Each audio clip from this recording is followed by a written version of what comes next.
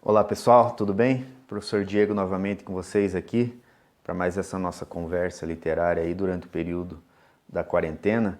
Hoje para falar a respeito de um escritor que eu particularmente gosto muito, que é o Dostoiévski. Aqui está a biografia dele, recomendo fortemente.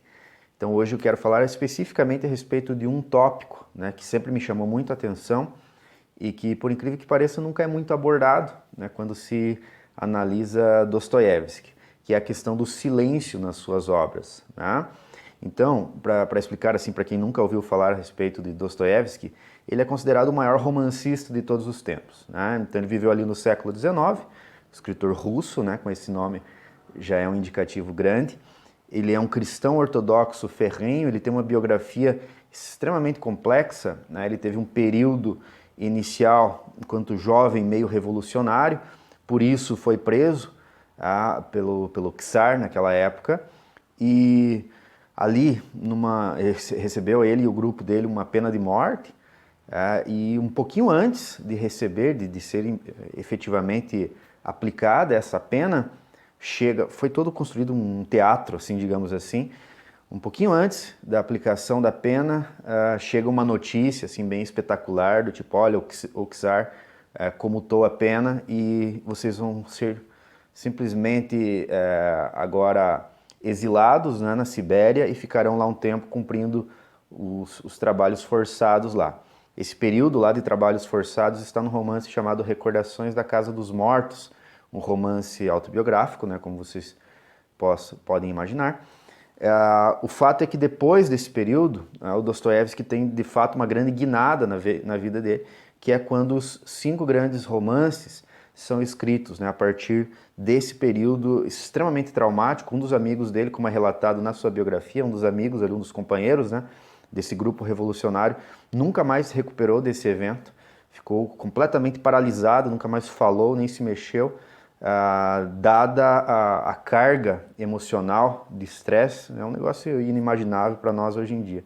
O trecho da biografia nesse momento assim, extremamente impressionante para todos nós até hoje. O fato, então, é que esses 5 grandes romances alçaram Dostoiévski ao maior nome do romance universal até o presente momento. Embora, né, esse tipo de questão de escolha sempre seja questionável, mas Dostoiévski sempre aparece ao lado de James Joyce, Proust, né, lá na França, e assim por diante, né? A gente sempre tem vários grandes romancistas, mas o Dostoiévski nunca foge dessa lista dos maiores romancistas, ou seja, escreve em prosa nesse gênero, que é o gênero mais consumido já nas últimas décadas, né? O que me chamou sempre a atenção? Vejam bem, tem um livro bem importante de crítica literária que se chama Problemas da Poética de Dostoiévski, que é do Bakhtin, um livro que assim, é considerado um dos livros mais importantes da crítica literária no século passado, né? Uma influência muito grande aqui no Brasil, né?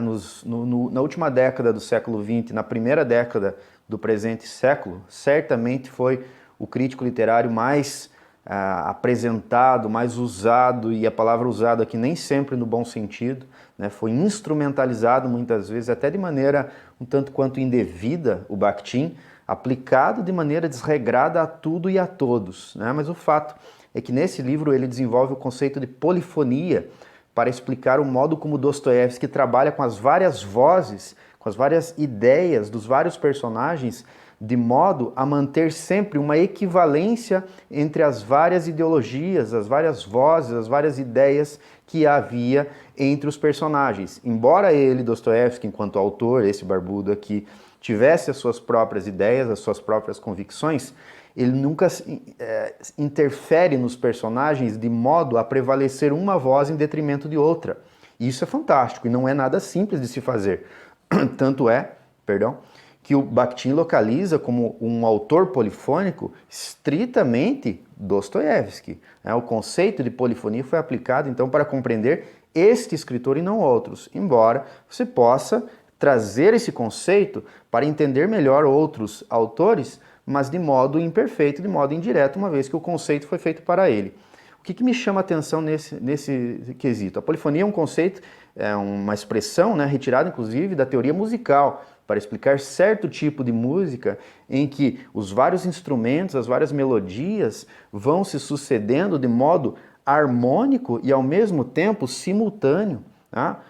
Dando a noção geral de que no fim esses vários elementos heterogêneos formam uma única composição harmônica e ordenada, cósmica, ok? Dostoiévski faz isso na literatura, faz isso nos seus romances, especialmente nos 5 maiores, Memórias do Subsolo, Crime e Castigo, Idiota, Os Demônios e Irmãos Karamazov. Esses 5 romances, se vocês lerem, né, esses 5 romances, vocês leram a grande parte, a parte mais importante, sem desmerecer as demais, Dostoiévski escreveu muito, o suprassumo de Dostoiévski, ok? Que é nessa fase madura e pós-traumática aí nesse evento que eu narrei agora há pouco, ok? Mas como que aparece a questão do silêncio então? Vejam bem, se por um lado Bakhtin salienta o modo como ele trabalha com essas várias vozes, esses vários sons, a polifonia, por outro lado, Dostoiévski é daqueles escritores que quando menciona um minuto de silêncio, por exemplo, pode saber este minuto de silêncio é carregado de uma tensão humana impressionante. Então, no Crime e Castigo, por exemplo, temos lá um personagem chamado Raskolnikov. Fantástico personagem, tem um trajeto de conversão impressionante. É um assassino, né? Então não se trata aqui de idealizar um assassino, não se trata disso. Mas a narrativa em si é impressionante, ok? Deixando isso bem claro. Esse personagem tem umas ideias assim, bem controversas, né? Não seria muito agradável ter como vizinho o Raskolnikov, uma vez que ele divide os seres humanos em ordinários e extraordinários. E ele vai dizer que os extraordinários podem fazer tudo, inclusive matar os demais. E os ordinários têm que se subordinar aos extraordinários, uma vez que quem faz a roda da história girar são os seres humanos extraordinários. Por exemplo, Napoleão Bonaparte, na visão do Raskolnikov. Então seria dado, né, a essas pessoas uma prerrogativa moral para impor-se diante dos inferiores. Olha que ideia perigosa, hein? Raskolnikov vai defender isso abertamente, né, num artigo de jornal, e ele vai aplicar essa sua própria teoria, não vou entregar mais. E tem um momento em que ele recebe um sujeito que ele já tinha assim, um pé e meio atrás, e ele recebe no seu apartamento de 2x2, extremamente pequeno, ele está lá na sua cama, ele tem vergonha do quarto pequeno em que ele mora, e ele recebe esse sujeito que ele já não vai com a cara sem conhecê-lo. E esse sujeito chega lá, né, o Piotr, eu não vou lembrar agora o nome completo, porque os nomes russos são impressionantemente longos, né? Esse sujeito chega, e o narrador diz assim, e eles ficaram em aproximadamente 1 minuto de um silêncio pesado. Quando eu leio esse trecho, a gente lê isso aqui em 1 segundo, talvez nem isso. Mas o fato é que nós temos que reconstituir esse 1 minuto de silêncio pesado entre duas pessoas que não se gostam, mesmo sem se conhecer direito, num lugarzinho de 2x2, se olhando ali frente a frente sem se conhecer. 1 minuto de silêncio é muita coisa, é muita coisa mesmo. E aí eu me lembro de uma frase do próprio Bakhtin, num rascunho dele, isso está no livro chamado Estética da Criação Verbal, em que ele diz assim: no silêncio nada soa, no mutismo ninguém fala. Esse é um caso, mais propriamente, de mutismo. Por quê? Porque muita coisa poderia ser dita ali entre aqueles dois personagens. E o silêncio, então, é absolutamente eloquente nesse sentido, embora esse seja um clichê, né? Silêncio eloquente e tal. Me perdoem o clichê. Mas trata-se, evidentemente, de um silêncio em que muita coisa está sendo dita, justamente porque o Dostoiévski consegue trabalhar com as vozes nesse plano polifônico. Quando há silêncio, há muita coisa sendo dita também. Gostaria de salientar também um outro trecho agora do Irmãos Karamazov, né, que é a parábola do grande inquisidor.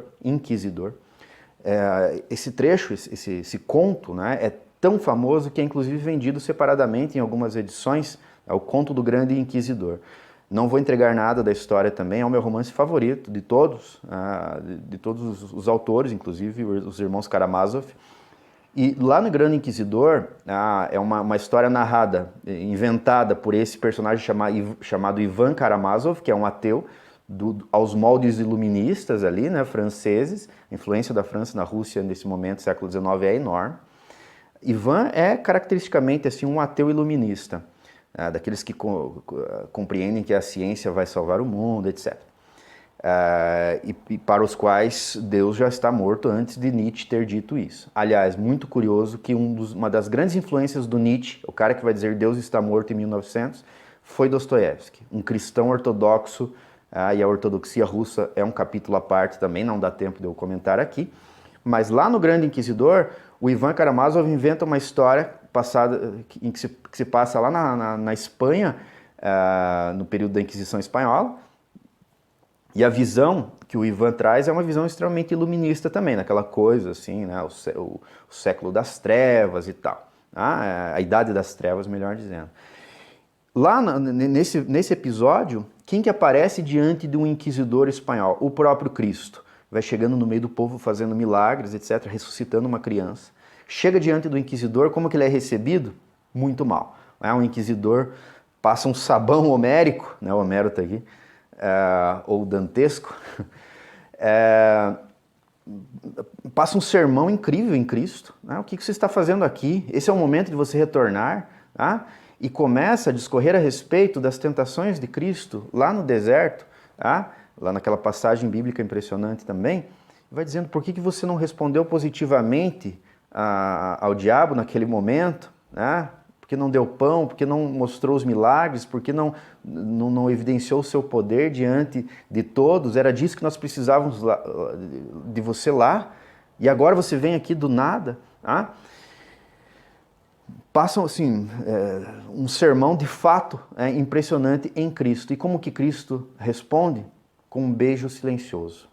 É só isso. E assim eu encerro, pessoal, assim, com esse silêncio mesmo, não cabe dizer mais nada depois dessa. Ok, pessoal? Espero que vocês tenham gostado do vídeo e a gente se vê aí. Um abraço, até logo.